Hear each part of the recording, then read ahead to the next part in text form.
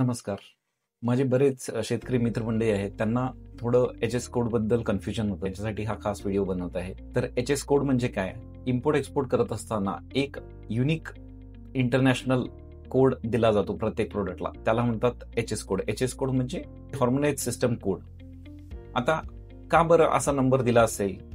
तर तुम्ही लक्षात घ्या, की आपण मराठीमध्ये उदाहरण घ्यायचं म्हटलं तर कांद्याला कांदा म्हणतो. तसंच त्याला इंग्लिशमध्ये अनियन आणि हिंदीमध्ये प्याज म्हणून होतात. परंतु हे चीनच्या माणसाला आपल्याला विकायचं आहे किंवा दुबईच्या माणसाला विकायचं आहे, तर त्यांना आपण कांदा घ्या असं म्हणू नाही शकत. त्याच्यामुळे काय केलेलं आहे, तर एक हार्मोनाइज्ड सिस्टम कोड म्हणजे इंटरनॅशनल लेवलला जेव्हा तुम्ही इम्पोर्ट एक्सपोर्ट करत असता, तर हा तुम्ही जर कोड सांगितला तर समोरच्या माल विकत घेणाऱ्या व्यक्तीला ते समजतं की आपण कुठल्या प्रोडक्ट विषयी बोलतोय आणि ह्याच्यामध्ये कन्फ्युजन नाही होत कधीही ट्रेड वगैरे करताना.